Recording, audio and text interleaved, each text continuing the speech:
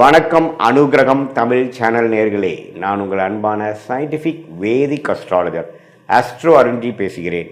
நல்லது நினைப்போம், நல்லதே நடக்கும். இந்த வீடியோவில் நம்ம என்ன பார்க்க போறோம்னா, மகர ராசிக்காரர்களுக்கு மே 2026 எத்தகைய ஒரு பலன்கள் நிறைந்த ஒரு மாதமாக இருக்க போகுதுன்னு பார்க்குறோம்.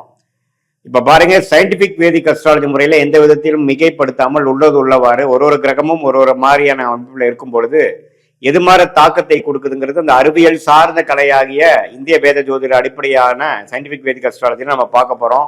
எதையும் மிகைப்படுத்தாமல் பரிகாரங்கள் அது மாதிரி விஷயத்துக்குள்ளெல்லாம் போகாமல் உள்ளது உள்ளவாறு எது மாதிரி பலனை கொடுக்க போகுது, உங்கள் கர்மவினை எப்படி இருக்குது, எது மாதிரி விஷயத்தை உங்களுக்கு ஜாதகத்தில் அடுத்து வரக்கூடிய அமைப்பு கொடுக்க போகுதுங்கிறது நம்ம பார்க்க போறோம். இது ஒரு பொதுவான பலன் தான். இப்ப பாருங்க, மகர ராசிக்கு 2026 மே மாதம் எப்படி இருக்குன்னா, ராசி 6ஆம் இடத்திலே நீடித்திருக்கிறார் மாதம் முழுவதும். குருவே பார்த்தீங்கன்னா ஜூன் மாதம் தான் பயிற்சி அடைகிறார். மே மாதத்தில் எந்த மாற்றமும் இல்லை. 3ஆம் இடத்துல சனி இருக்கிறார். 7 நாள் சனியிலிருந்து நீங்கி இருக்கக்கூடிய மகர ராசிக்காரர்கள் ஓரளவுக்கு மீண்டு வாழ்க்கையில முன்னேறக்கூடிய அமைப்புக்கு வந்துட்டு இருக்கீங்கிறதா உண்மை. 2ஆம் இடத்துல ராகு, 8ஆம் இடத்துல கேது இருக்கிறார். இப்ப இது மாதிரி ஒரு ஆண்டு கிரகம் சஞ்சாரம் இருக்கும் பொழுது மாத கிரகம் எப்படி இருக்குன்னு பாத்தீங்கன்னா, செவ்வாய் பாத்தீங்கன்னா மீனத்திலேயே ராசி அதிபதியோட முதல் 2 வாரம் இருந்து சில மன சஞ்சலங்கள், சில ரெஸ்ட்லெஸ்னஸ், சில கோபதாபங்கள், சில சௌரிய கோளாறுகள்லாம் மே மாதம் 2 வாரம், முதல் 2 வாரம் மகர ராசிக்காரர்களுக்கு செவ்வாய் சனியோட சேருவதனால் கொஞ்சம் அது மாதிரி ஒரு தாக்கங்கள் இருக்கு. ஆனா மே செகண்ட் ஹாஃப்ல இருந்து பாத்தீங்கன்னா செவ்வாய் சனியோட விலகிறது நல்ல அமைப்பு. 4ஆம் இடத்துக்கு 10ஆம் இடத்துக்கு செவ்வாய் பார்ப்பது தவறு இல்லை. அதே சமயத்துல புதன் பாருங்க 4 இருந்து 5க்கு மாறி 5ஆம் இடம் என்று சொல்லப்படுகிற சுக்கிரனோட வீடாகிய ரிஷபத்துக்கு வருவது அருமை. அதே மாதிரி சூரியனும் 5க்கு வரார். அப்புறம் மாத கடத்தியில பாத்தீங்கன்னா சுக்கிரனும் 6ஆம் இடத்துக்கு போறார். சுக்கிரனே 5ஆம் வீட்டுல ஆட்சி பலத்தோடு இருக்கிறது அருமையான ஒரு time. So golden time May second week, third week, fourth வீக்ல இருந்து வரக்கூடிய செகண்ட் ஹாஃப் ஆஃப் மே மாதம் மகர ராசிக்கு ஒரு நல்ல அமைப்பு இருக்கு. காதல் கை கூடக்கூடிய அமைப்பு, குழந்தைகளால் நல்ல கல்யாணமான தம்பதியருக்கு குழந்தைகளால் நற்செய்தி, குடும்பத்துல குதூகலம், வண்டி வாகனம் சேர்க்கை, வீடை வசதிப்படுத்திக்கிறது, அது மாதிரி பல நல்ல விஷயங்கள், ஆரோக்கியமான விஷயங்கள், கலகலப்பாக இருக்கக்கூடிய விஷயங்கள், சுப விஷயங்கள் நடக்கக்கூடிய அமைப்பு மகர ராசிக்காரர்களுக்கு மே 2026 குறிப்பா சொல்லணும்னா செகண்ட் ஹாஃப் ஆஃப் மே அற்புதமாக இருக்கு. அதை நீங்க கரெக்டா யூஸ் பண்ணிக்கணும். அந்த நேரத்துல பாத்தீங்கன்னா ஏனோ தானோன்னு இல்லாம வரவேண்டிய வாய்ப்புகளை கரெக்டா நீங்க உபயோகப்படுத்தி கொண்டு இந்த குரு, சுக்கிரன், அதே சமயத்துல புதன், அது மாதிரி கிரகங்கள்லாம் நல்ல ஒரு வசதிப்படுத்துவதற்காக ஒரு சுப விரயத்தை கொடுத்து நல்ல வாழ்க்கையில அடுத்த லெவலுக்கு நம்ம போகக்கூடிய அமைப்பை கொடுக்கிறார். வெளிநாடு விஷயங்கள், வெளிமாநில விஷயங்கள், சுப செலவுகள், இது எல்லாமே இருக்கு. அதே சமயத்துல வருமானமும் இருக்கு. இது அற்புதமான ஒரு காலத்தை நீங்க மகர ராசிக்காரங்க இவ்வளவு தூரம் கடந்த 2-3 வருஷமாலாம் ஜென்ம சனி, அஷ்டம சனி எல்லாம் தாக்கி ஜென்மசனி, பாத சனியிலிருந்து வெளியில் வரக்கூடிய மகர ராசிக்காரர்களுக்கு இந்த வாய்ப்பை கரெக்டாக யூஸ் பண்ணிக்கணும். காதல் விஷயத்தில் இருக்கிறவங்க, காதல் செய்து கொண்டு இருக்கிறவங்க, காதல் கை கூடக்கூடிய அமைப்புகள் இருக்கு. பேரண்ட்ஸ் கிட்ட இருந்து பர்மிஷன், கன்சென்ட்டு, ஒத்துழைப்பு, பர்மிஷன் கிடைக்கக்கூடிய அமைப்புகளாக உண்டு. அதே மாதிரி கலைத்துறையில் இருக்கக்கூடிய, மீடியா துறையில் இருக்கக்கூடியவங்களுக்கு நல்ல ரெகக்னிஷன் வாய்ப்புகள் உண்டு. வெளிநாடு போகக்கூடிய அமைப்புகள் உண்டு. சுப முதலீடு பண்ணி வியாபாரத்தை அடுத்த லெவலுக்கு கொண்டு போகக்கூடிய ஒரு எக்ஸ்பான்ஷன் பண்ணக்கூடிய அமைப்புகள் கண்டிப்பாக உண்டு.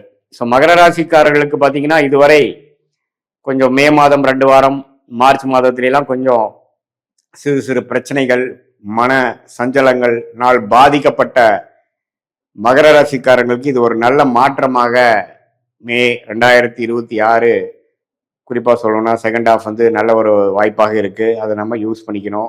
மாணவர்களும் பார்த்தீங்கன்னா புதன் சுக்கிரனோட வீட்டுக்கு நல்லா புரிதலோட, ஒரு ஆம்பிஷனோட, கிளாரிட்டியோட, கான்ஃபிடென்ட்டோட படிக்கக்கூடிய அமைப்புகள் மாணவர்கள் காம்படிட்டிவ் எக்ஸாம் எழுதுறவங்களா இருந்தாலும் சரி, 10th 12th எக்ஸாம் எழுதுறவங்களா இருந்தாலும் சரி, மேற்படிப்புக்காக என்ட்ரன்ஸ் எக்ஸாம் போறவங்களா இருந்தாலும் சரி, ஒரு நல்ல அமைப்பை கொடுக்கக்கூடிய ஒரு அமைப்பு இருக்கு. இந்த டைம் நீங்க நல்லா யூஸ் பண்ணிக்கணும்.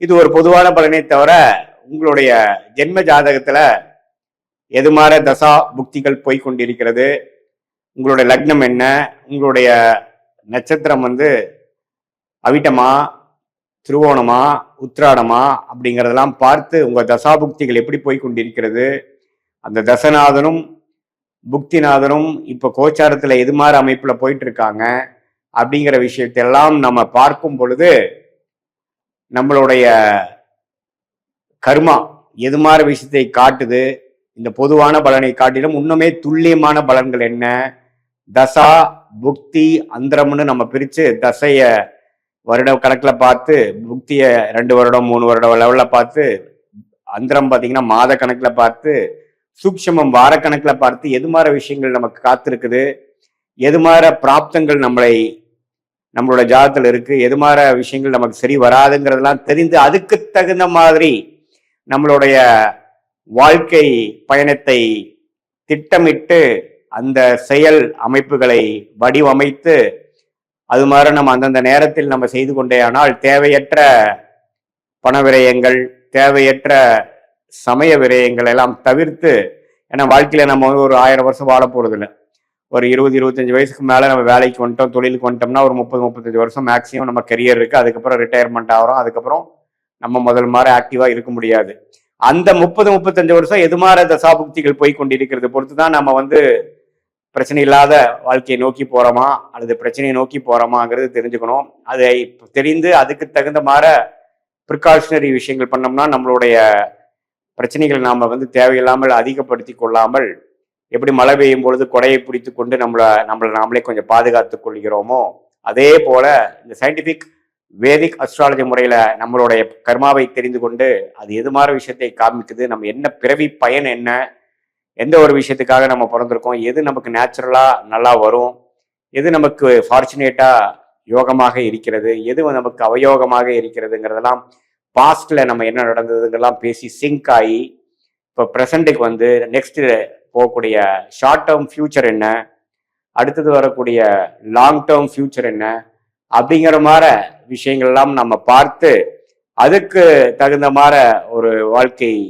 அமைப்புகளை திட்டங்களை தீட்டி அதுக்கு சேர்ந்த மாதிரி செஞ்சோம்னா சயின்டிபிக் வேதிக் அஸ்ட்ராலஜி முறையில நல்ல பலன் அனுபவிக்கலாம். நம்ம இந்த மாதிரி பரிகாரங்கள் அது மாதிரி விஷயத்துக்குள்ள போய் நம்ம கர்மாவை மாத்திர முடியும் அப்படிங்கிறதுல சயின்டிபிக் வேதிக் அஸ்ட்ராலஜி முறையில பெரிய நம்பிக்கை இல்லை.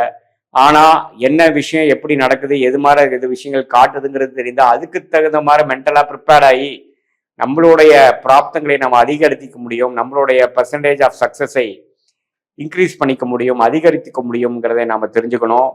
அதே சமயத்துல நம்மளுடைய விஷயங்கள் வேலையா தொழிலா, காதல் திருமணமா அரேஞ்ச் மேரேஜா, வெளிநாடா உள்நாடா, கவர்மெண்ட் ஜாபா பிரைவேட் செக்டாரா, எது மாதிரி அமைப்புகள், இது மாதிரி ஒரு வயசுக்கும் நமக்கு கேள்விகள் நிறைய இருக்கு, நம்மளுடைய சாய்ஸஸ் நிறைய இருக்கு. அதுக்கு வேணுங்கிற விஷயம் தான் கரெக்டா நம்ம சயின்டிபிக் வேதிக் அஸ்ட்ராலஜி மூலமா ஃபில்டர் பண்ணி அதுல போனோம்னா தேவையற்ற சமய வரைகளை தவிர்த்து எளிதில் எதிர்நீச்சல் போடாமல் வாழ்க்கையில் வெற்றி பெற முடியும் என்று சொல்ல விரும்புகிறேன். மீண்டும் மற்றொரு காணொளியில் சந்திப்போம். நன்றி, வணக்கம்.